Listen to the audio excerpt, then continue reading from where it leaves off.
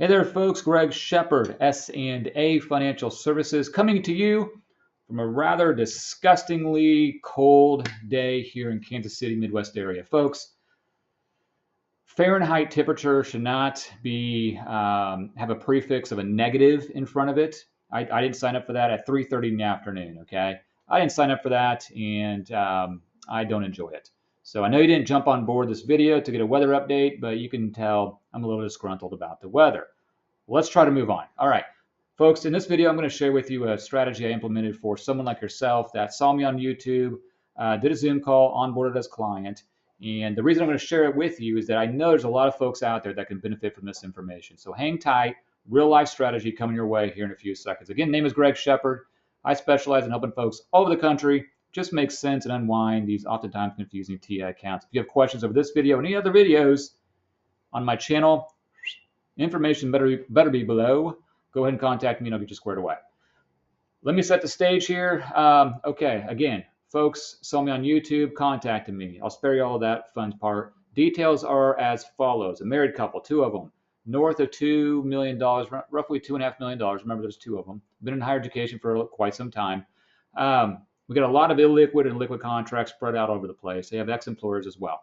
What we found after a consultation is that they want, for various reasons I won't get into now, they want $45,000 of lifetime income, fixed, okay? Fixed lifetime income, which is great. It's not for everybody, but they wanted that. Okay, so we started there. How many dollars will it take? How many dollars will it take to generate said lifetime income, $45,000? The answer for them, given some of the variables that are at play, was around $600,000. Now, how do we get $600,000 in the most optimal contract?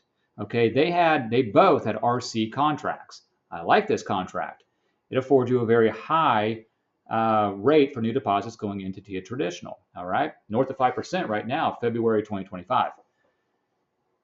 Their plan also allowed, and check this out, okay, if this is akin to your situation, their plan allowed to toggle money from liquid contracts to illiquid contracts. Why would we do that? In their RC contract, they didn't have enough dollars to get to that $600,000 mark that we were looking for, okay? What we did is we toggled money from liquid contract to illiquid contract, RC. Both of their RC contracts are 100% traditional, okay, which gets us pretty close to that $600,000 mark. There are other illiquid contracts and liquid contracts. We have a little bit of traditional in there we're dealing with, but for the sake of this video, are non-traditional, okay? Now, they had been a pretty aggressive investor, and which, unbeknownst to them, worked out great the last couple of years, but the party ain't gonna last forever, right? So we are reducing risk in the non-traditional investments as well. But what I wanna hit home here is that they found out they needed $600,000. Okay, we toggled money from liquid to illiquid, which I bet a lot of you out there can do for this reason. For this reason, I'm getting to generate that amount of income needed for lifetime income. You want to utilize more specifically that RC contract. Okay, if you have that afforded to you, that's where you start. If you don't, let's look at other illiquid contracts as well, only for purposes of lifetime income in this case. Okay. So here we go. After we do that, okay, we're going to have, and they're going to retire here in a few years. We're going to have lifetime income for $45,000. All right.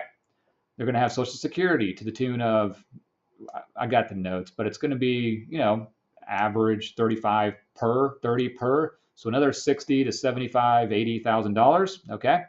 Then they're going to have another 1.4, north of 1.4 million for the sake of this video, that's going to be liquid once they separate service. And they have ex-employer monies as well that are liquid.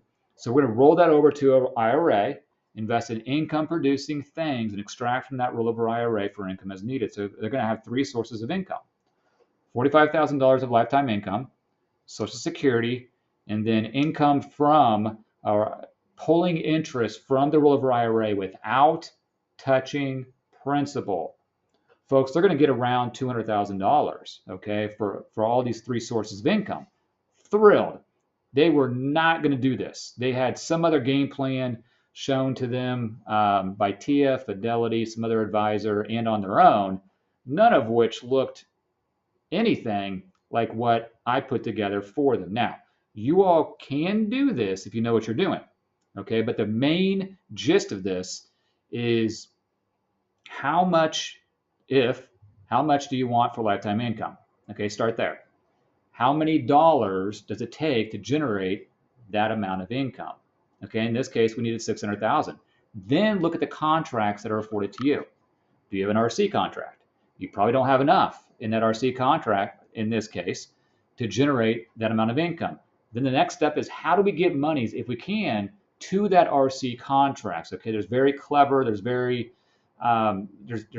different ways you can go about doing that, but start there. If you can't have access or you don't have access to an RC contract, do you have access to other illiquid contracts? And how do we get monies in there for purposes of lifetime income, traditional specifically?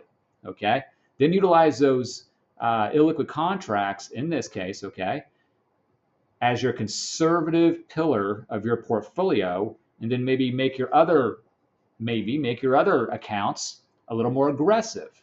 But together, in totality, it's 60-40 or whatever you're looking for, okay? And then initiate lifetime income from those illiquid contracts, flip those traditional into lifetime income. I don't think I left anything out. Does that make sense? I hope it does. If not, folks, contact me. Again, we're trying to optimize these accounts as much as possible because they can get confusing. Okay, I'm going to go sit by the fire and just do nothing because it's too cold to do anything here in the Midwest. All right, folks, Greg Shepard, S&A Financial Services. Hey, go out and enjoy the weather. All right, take care.